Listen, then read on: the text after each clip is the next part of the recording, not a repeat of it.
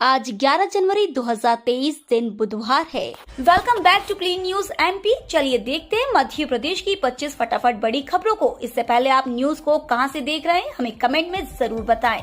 साथ ही वीडियो को लाइक करना बिल्कुल ना भूलें। दोबारा होने वाली मेंस एग्जाम निरस्त अतिरिक्त मुख्य परीक्षा होगी आयोजित। 4 साल पहले शुरू हुई राज्य सेवा परीक्षा 2019 के कार्यक्रम में एक बार फिर बदलाव हो गया है। अक्टूबर में जारी प्रारंभिक परीक्षा के नए रिजल्ट और फिर से मुख्य परीक्षा करवाने के निर्णय को मध्य प्रदेश लोक सेवा आयोग ने उलट दिया है। मुख्य परीक्षा का पूरा दौर पुनः आयोजित नहीं होगा। पुराने भर्ती नियम को लागू करने के बाद जो अभ्यर्थी प्रारंभिक परीक्षा में चयनित होंगे उन्हीं के लिए मुख्य परीक्षा आयोजित होगी। 15 अप्रैल से इस अतिरिक्त मुख्य परीक्षा का दौर शुरू होगा।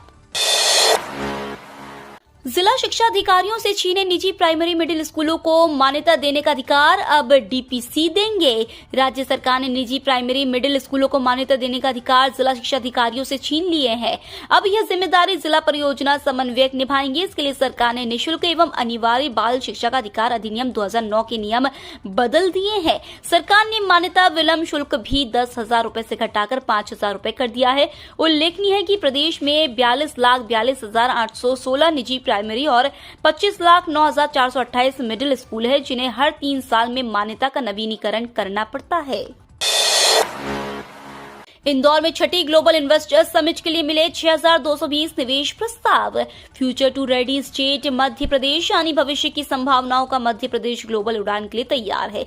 इसके लिए मध्य प्रदेश की व्यावसायिक राजधानी इंदौर में आयोजित ग्लोबल इन्वेस्टर्स समिट में दुनिया भर के धन कुबेर जुटे हैं जो मध्य प्रदेश की अर्थव्यवस्था को $550 बिलियन तक पहुंचाने के लक्ष्य में मददगार बनेंगे।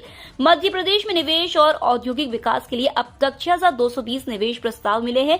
इनमें 100 से 1,000 करोड़ रुपए के निवेश के लिए 708 प्रस्ताव मिले हैं। वहीं 1,000 करोड़ रुपए से अधिक निवेश करने में 179 उद्योगपतियों ने रुचि दिखाई है।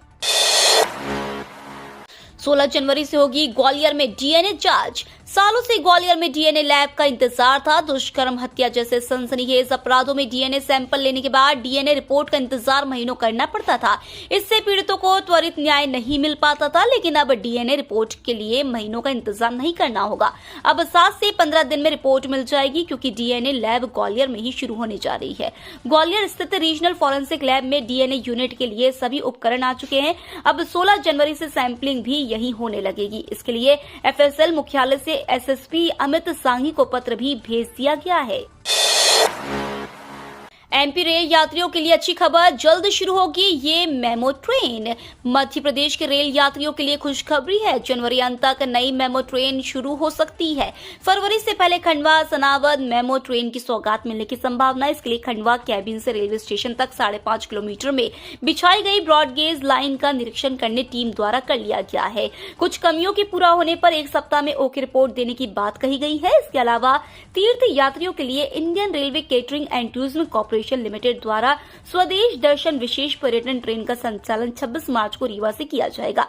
यह 7 ज्योतिर्लिंगों के साथ द्वारिका, शिरडी एवं स्टेच्यू ऑफ यूनिटी की यात्रा पर रवाना होगी।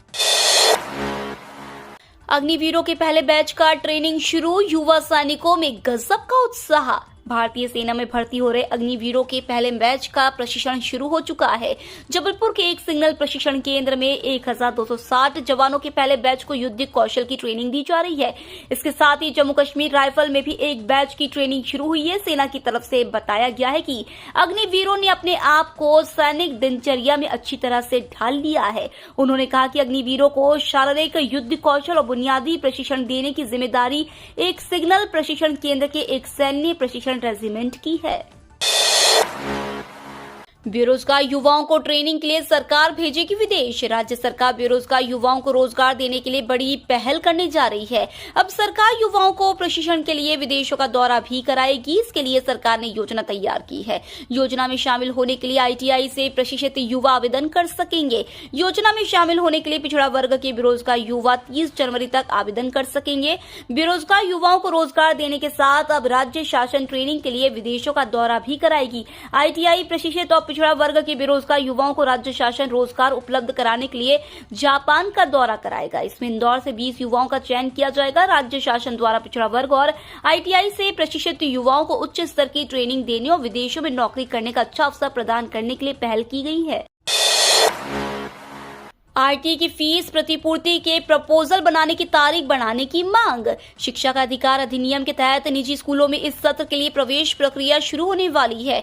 इस कारण निजी स्कूलों से सीटों की संख्या मांगी गई है। राज्य शिक्षा केंद्र द्वारा शीतकालीन अवकाश के दौरान प्राइवेट आरटीई के तहत पढ़ने वाले बच्चों का प्रपोजल बनाने की तारीख जारी की गई थी। स्कूलों में बच्चे नहीं होने के कारण कई स्कूल अपना प्रपोजल सबमिट नहीं कर पाए हैं। Society for private school director संगठन के संस्थापक दीपक सिंह राजपूत ने आरएसके के आयुक्त धनराजू एस को पत्र लिखकर बच्चों के प्रपोजल बनाने के लिए तारीख की वृद्धि की मांग की है। उम्मीदवारों के लिए अच्छी खबर, जल्द होगी शिक्षकों की भर्ती। विभाग ने जारी किया पत्र। राज्य में शिक्षकों की भर्ती की जाएगी, इसके लिए परिपत्र जारी कर रिक्त पदों की जानकारी मांगी गई है। जल्द ही इन पदों पर अतिथि विद्वानों की नियुक्ति की जाएगी। इस संबंध में उच्च शिक्षा संचालनालय मध्य प्रदेश द्वारा सरकारी महाविद्यालय के प्राचार्य को परिपत्र भेजे गए हैं। मध्य प्रदेश उच्च शिक्षा विभाग के विशेष कर्तव्य अधिकारी अजय अग्रवाल द्वारा सभी संस्थानों को पत्र लिखते हुए महाविद्यालय के प्राचार्य से कहा गया है कि शैक्षणिक सत्र 2022 देश के लिए सहायक प्राध्यापक, क्रीड़ा अधिकारी, ग्रंथपाल के रिक्त पदों की वस्तु स्थिति पोर्टल पर अपलोड की जाए। इन रिक्त पदों की संख्या के अनुसार अतिथि विद्वानों की नियुक्ति की जाएगी। रिक्त पद की जानकारी भेजने की अंतिम तिथि 12 जनवरी 2023 निर्धारित की गई है। एमपी पर्यटन निगम बदलेगा मोती महल की सूरत, मिलेगी हेरिटेज होटल की पहचान। मध्य प्रदेश की राजधानी भोपाल में एक और हेरिटेज साइट बनने जा रही है। दरअसल नवाब काल में जनता दरबार रही ऐतिहासिक इमारत सदर मंजिल के सामने स्थित जर्जर हो चुकी मोती महल को संवारने की तैयारी की जा रही है। इसे एक हेरिटेज होटल के रूप में डेवलप होगा। फिलहाल ये तय नहीं हुआ है कि हेरिटेज कैटेगरी का कौन सा होटल यहाँ शुरू किया जाएगा। हालांकि जिला प्रशासन ने यह महल पर्यटन निगम को सौंपने की प्रक्रिया शुरू कर दी है। इसके साथ करीब 120 साल पुराने इस महल को पर्यटन विभाग पंख लगाने वाला है। मध्य प्रदेश राज्य पात्रता परीक्षा की अधिसूचना जारी, 27 जनवरी से शुरू होंगे आवेदन। मध्य प्रदेश लोक सेवा आयोग ने मध्य प्रदेश राज्य पात्रता परीक्षा या MPSET 2023 के लिए आधिकारिक अधिसूचना जारी कर दी है। अधिसूचना आधिकारिक वेबसाइट पर डाउनलोड के लिए उपलब्ध है। उम्मीदवार MPSET परीक्षा के लिए 27 जनवरी से 26 फरवरी तक आवेदन कर सकते हैं। MPSET 2023 मध्य प्रदेश राज्य में सहायक प्रोफेसर के पद के लिए उम्मीदवारों को अर्हता प्राप्त करने के लिए एक राज्य स्तरीय लिखित परीक्षा है। परीक्षा 36 विषयों के लिए आयोजित की जाएगी। टेस्ट की तारीख बाद में घोषित की जाएगी। मध्य प्रदेश राज्य स्तरीय पात्रता परीक्षा में 2 पेपर होंगे। पहला पेपर सामान्य विषय टीचिंग एंड रिसर्च एप्टीट्यूड और जबकि दूसरा चयनित विषय का होगा, जहां पहला पेपर 100 अंकों की 1 घंटे की अवधि का और दूसरा पेपर 200 अंकों का होगा, जो कि 2 घंटे की अवधि का होगा।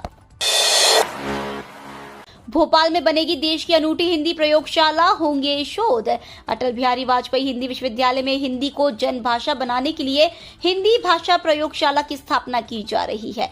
यह देश की अनूठी हिंदी भाषा की प्रयोगशाला होगी, जिसमें शोध के साथ साथ विद्यार्थी हिंदी में अच्छे से उच्चारण कर सकेंगे। इस साल के अंत तक यह प्रयोगशाला बनकर तैयार हो जाएगी। इसके लिए एक सॉफ्टवेयर तैयार किया जा रहा है। प्रयोगशाला के लिए हिंदी व्याकरण व उच्चारण से जुड़े वीडियो व ऑडियो तैयार किए जा रहे हैं।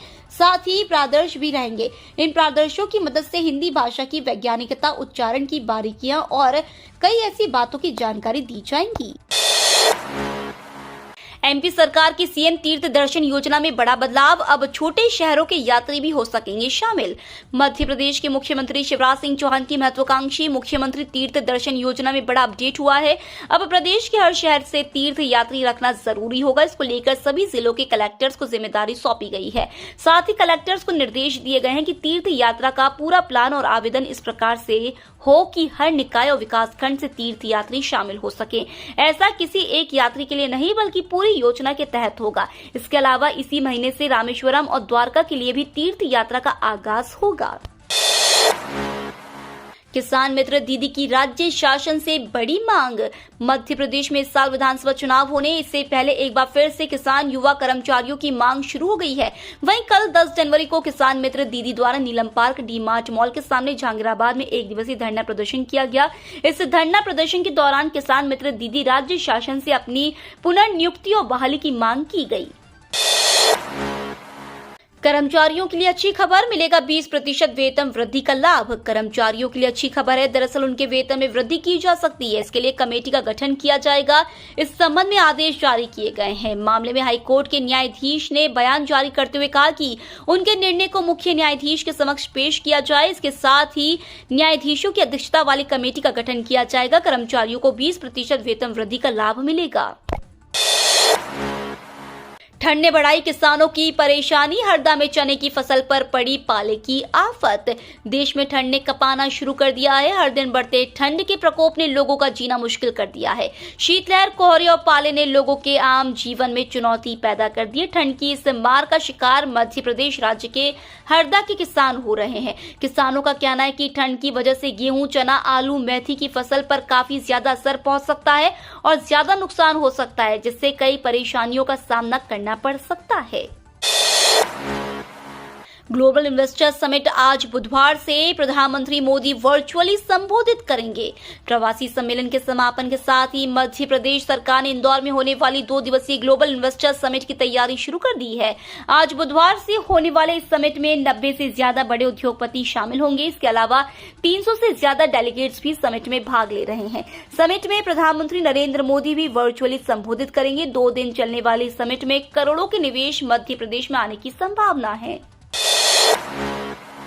करनी सेना के आंदोलन पर कमलनाथ ने शिवराज सरकार को घेरा।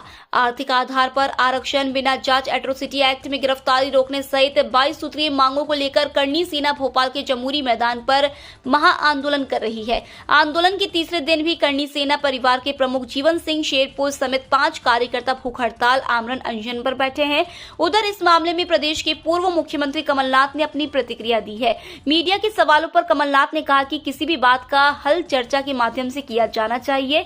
मुख्यमंत्री को और सरकार को समझना चाहिए कि उनका आक्रोश किस बात पर है और उनकी बात सुनकर रास्ता निकालने का प्रयास करना चाहिए। मध्य प्रदेश में रात में सिरहन बरकरार, धूप में तल्खी बढ़ी। मकर संक्रांति से शुरू होगी कड़ाके की सर्दी। पश्चिम विक्षोभ के असर से उत्तर भारत के पहाड़ों पर बर्फबारी का सिलसिला जारी है। हालांकि हवाओं का रुख बदलने से मध्य प्रदेश के सभी जिलों में रात का तापमान बढ़ने लगा है। इससे कड़ाके की ठंड से कुछ राहत मिलने लगी है। उधर मंगलवार को मध्य प्रदेश में सबसे कम 2.5 डिग्री से तापमान नौगांव में दर्ज किया गया। सिर्फ छतरपुर जिले में शीतलहर का प्रभाव रहा। केंद्र सरकार से अभी तक नहीं मिले कोविशील्ड के 5 लाख डोज, अगले सप्ताह आने की उम्मीद है। केंद्र सरकार से प्रदेश सरकार को कोरोना रोधी टीका कोविशील्ड की 5 लाख डोज 5 जनवरी के बाद मिलने वाली थी, लेकिन अभी तक नहीं आई है। स्वास्थ्य विभाग के एक अधिकारी ने बताया कि केंद्र सरकार का जोर इस बात पर है कि राज्य पहले अपने पास रखी 85 लाख डोज कोवैक्सीन खत्म करे। उधर प्रदेश के सामने चुनौती यह है कि टीका लगवाने के लिए नाक के बराबर लोग आ रहे हैं। ऐसे में वैक्सीन की खपत कहां करे। सतर्कता डोज के लिए सबसे ज्यादा मांग कोविशील्ड की। इसकी वजह है कि 80% लोगों को यही वैक्सीन लगी है। हालांकि अधिकारियों को उम्मीद है कि केंद्र से थोड़ी बहुत मात्रा में कोविशील्ड अगले सप्ताह तक जरूर मिलेगी। नौकरी पेशा बिजनेसमैन को बजट में मिलेगी खुशखबरी, सरकार ने कर ली पूरी तैयारी। 1 फरवरी 2023 को पेश होने वाले आम बजट की तैयारियां सरकार की तरफ से जोर शोर से चल रही है। अगर आप खुद नौकरी पेशा हैं तो सरकार की तरफ से इस बार आपको बड़ी राहत देने की तैयारी चल रही है। जी हां, सहयोगी चैनल ने सूत्रों के हवाले से दावा किया है कि नॉन मेट्रो सिटीज में रहने वाले लोगों को बजट में तोहफा मिल सकता है। सरकार की तरफ से इस बार हाउस रेंट अलाउंस में मिलने वाली छूट का दायरा बढ़ाने की उम्मीद है। लोन लेने वालों को लगा तगड़ा झटका, नए साल पर इन बैंकों ने बढ़ा दिया ब्याज। आज के वक्त में अपनी जरूरतों को पूरा करने के लिए लोगों को लोन लेने की जरूरत पड़ती है। लोन के जरिए लोग अपनी जरूरतों को जल्दी पूरा करने में सक्षम होते हैं। हालांकि अब नए साल की शुरुआत में लोन लेने वालों को झटका लगा है। दरअसल कुछ बैंकों ने नए साल की शुरुआत में ही लोन पर ब्याज दरों को बढ़ा दिया है। इससे लोगों को लोन लेने पर ज्यादा ब्याज दरें देनी होंगी, जिससे उन पर भार बढ़ सकता है। वहीं जिन बैंकों ने लोन पर ब्याज दरों में इजाफा किया है उनमें HDFC बैंक भी शामिल है। राष्ट्रपति द्रौपदी मुर्मू बोली, प्रवासी भारतीयों ने देश का नाम रोशन किया। इंदौर में आयोजित 17वें प्रवासी भारतीय सम्मेलन के समापन समारोह में राष्ट्रपति द्रौपदी मुर्मू ने विशिष्ट हस्तियों को सम्मानित किया। सम्मान समारोह के बाद उन्होंने अपने संबोधन में कहा कि वे इस समारोह में आकर प्रसन्न हैं। उन्होंने आयोजन की तारीफ की और गुयाना और सूरीनाम के राष्ट्रपति की इस आयोजन में मौजूदगी को लेकर भी खुशी व्यक्त की। राष्ट्रपति ने कहा कि यह आयोजन काफी महत्वपूर्ण है। उन्होंने प्रवासी भारतीय सम्मेलन की सराहना की। टीम इंडिया ने बनाया ओडीआई क्रिकेट का वर्ल्ड रिकॉर्ड, ऑस्ट्रेलिया को पीछे छोड़ा। भारतीय क्रिकेट टीम ने ओडीआई क्रिकेट यानी एक दिवसीय क्रिकेट में नया वर्ल्ड रिकॉर्ड बनाया है। टीम इंडिया ने ये उपलब्धि श्रीलंका के खिलाफ मैच खेलते हुए हासिल की। टीम इंडिया ने 9वीं बार श्रीलंका के खिलाफ 350 रनों से ज्यादा का स्कोर बनाया है, जो अब तक के एक दिवसीय क्रिकेट का रिकॉर्ड है। ऐसा करने वाले भारतीय टीम दुनिया की पहली टीम बन गई है। इससे पहले ये रिकॉर्ड ऑस्ट्रेलिया के नाम था। इस एक दिवसीय मैच में इंडिया ने श्रीलंका को 67 रन से हरा दिया। भोपाल रेल मंडल के स्टेशनों में बढ़ेंगी सुविधाएं। भोपाल रेल मंडल के स्टेशनों पर यात्री सुविधाओं में और अधिक विस्तार किया जा सकेगा। दरअसल भोपाल रेल मंडल को पिछले 9 महीने में 1454 करोड़ रुपए की भारी भरकम कमाई हुई है। यह पिछले वित्त वर्ष की इसी अवधि से लगभग 44% अधिक है। भोपाल रेल मंडल इस कमाई का उपयोग अपने स्टेशनों और रेल लाइन के विस्तार और यात्री सुविधाओं को बढ़ाने के लिए करेगा। वर्तमान में मंडल की Bhopal railway station, Nishatpura terminal, Bina Guna rail line और भोपाल गंज मंडी रेल लाइन पर काम चल रहा है। राजस्व में हुई बढ़ोतरी से यह विकास कार्य भी तेजी से पूरे होंगे। इसके अलावा नए विकास कार्यों को भी तेजी से किया जा सकेगा। ये तो थी आज की 25 फटाफट बड़ी खबरें। अगर आपको न्यूज पसंद आई हो तो चैनल को सब्सक्राइब करना ना भूले। धन्यवाद।